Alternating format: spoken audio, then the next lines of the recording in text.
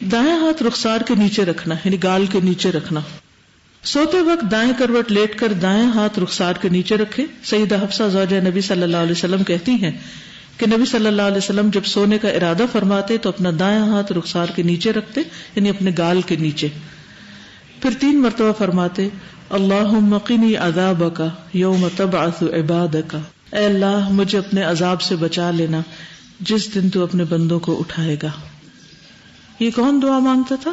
نبی صلی اللہ علیہ وسلم. آپ کے تو سارے گناہ بخشے ہوئے تھے، پھر آپ کیوں یہ دعا مانگتے تھے؟ اصل میں آخرت کا عذاب چیز ہی ایسی کہ جس سے ہم سب کو ڈرنا چاہیے، اور آپ نے صرف ہمیں حکم نہیں دیا، کر کے دکھایا. اور ویسے بھی نیند جو ہے وہ موت سے قریب تر ہے، موت کا ہی ایک ایکسپیرینس ہے، کیونکہ ایک روح چلی جاتی ہے انسان کے جسم سے. تو اس صورت میں انسان کو نہیں پتا کہ کل اٹھے گا یا نہیں اٹھے گا. اگر رات کا سونا آخرت کا سفر شروع کرنے کا باعث ہے تو پھر اس میں سب سے زیادہ فکر آخرت کی ہونی چاہیے. عام طور پر رات کو سوتے ہوئے لوگوں کی زیادہ تر فکر کس چیز کی ہوتی ہے اور خواب بھی کس چیز کے دیکھتے ہیں؟ جو دن بھر کیا ہوتا ہے یا کل پیش آنے والا ہوتا ہے، یعنی دنیا کے دن، پاسٹ، پریزنٹ، فیوچر، اس کے بارے میں زیادہ سوچتے ہیں. آخرت کے بارے میں ہم کم ہی سوچتے ہیں. حالانکہ ہم سب کو اصل فکر اس دن کی لگنی چاہیے جس دن کوئی بھی کام نہیں آئے گا.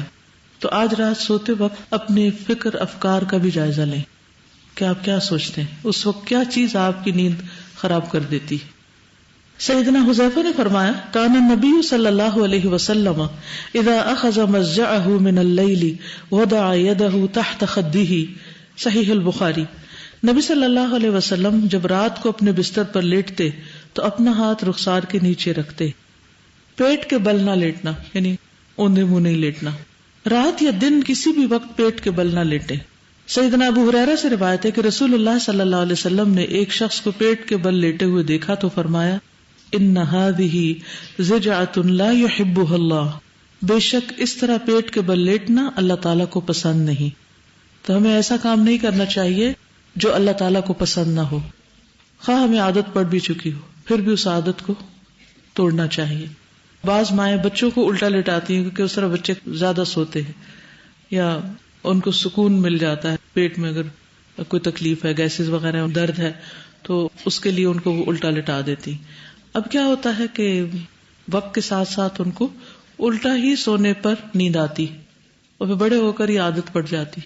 تو اس بارے میں ہمیں نہ صرف اپنے سونے کے پوزیشن بلکہ اپنے بچوں کی پوزیشن پر بھی غور کرنا ہے کہ ان کو ایسی عادت نہ ڈالی جائے کہ جو بڑے ہو کر ان کے لیے پھر توڑنا مشکل ہو جائے.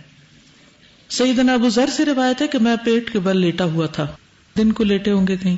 نبی صلی اللہ علیہ وسلم میرے پاس سے گزرے، مجھے قدم مبارک سے ٹھوکا دیا اور فرمایا یا جنیدب انما هذه زجعۃ اہل النار، اے پیارے جندب بے شک یہ اہل جہنم کے لیٹنے کا انداز ہے، یعنی ناپسندیدہ طریقہ ہے. پھر تہجد کی نیت کر کے سونا. تہجد کی نیت کر کے سوئیں. حضرت عائشہ رضی اللہ تعالیٰ عنہا سے روایت ہے کہ رسول اللہ صلی اللہ علیہ وسلم نے فرمایا من اتا فراشہ وهو ينوي ان يقوم يصلي من الليل فغلبته عيناه حتى اصبح كتب له ما نوى وكان نومه صدقة عليه من ربه عز وجل. سنن النسائی. جو کوئی اس نیت سے اپنے بستر پر آئے کہ رات کو تہجد کے لیے اٹھے گا اور پھر اس پر نیند غالب آ جائے یہاں تک کہ صبح ہو جائے تو اسے اس کا اجر مل جائے گا جس کی اس نے نیت کی تھی، اور اس کے رب عز و جل کی طرف سے اس کی نیند اس کے لیے صدقہ ہو جائے گی. تو اس سے نیت کی اہمیت کا بھی پتہ چلتا ہے کہ اگر آپ کسی چیز کے لیے ارادہ کر لیتے ہیں اور کسی وجہ سے نہیں کر پاتے تو آپ کو اس کا پورا پورا اجر مل جاتا ہے. اصل میں انسان کے اعمال کا تعلق اس کی سوچ سے ہوتا ہے. جب سوچ اچھی ہوتی ہے، سوچ مثبت ہوتی ہے، کچھ کرنے کا جذبہ، ارادہ، تمنا، امنگ ہوتی ہے تو مشکل سے مشکل حالات میں بھی انسان اس کام کو کر جاتا ہے.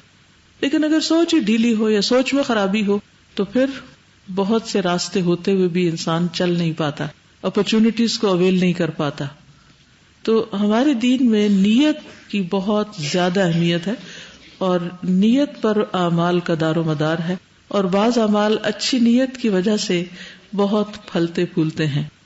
جب ہماری نیت میں کھوٹ ہوتا ہے نا، ہمارے ارادے ٹھیک نہیں ہوتے، ہماری سوچیں منفی ہوتی تو کام نہیں ہوتے. اور نیت خالص ہو جائے تو کام نہ بھی ہو تو بھی اجر لکھا جاتا ہے. اور بعض اوقات ہم نہ کر سکے کوئی اور بھی کر لے تو بھی اجر ہمارے لیے لکھا جاتا ہے کہ ہم نے اس کا ارادہ کیا تھا. تو بتائیے تہجد کا کیا کرنا ہے؟ اپنے آپ سے 1 دفعہ کہیں، 2 دفعہ کہیں، 3 دفعہ کہیں، 4 دفعہ کہیں، کہتے رہیں، دعا مانگتے رہیں، مانگتے رہیں، مانگتے رہیں. آخر اللہ سبحانہ وتعالیٰ آپ کو ضرور موقع دے.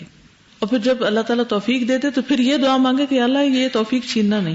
اور زیادہ نہ صحیح تو 2 رکعت سے شروع کر لیں.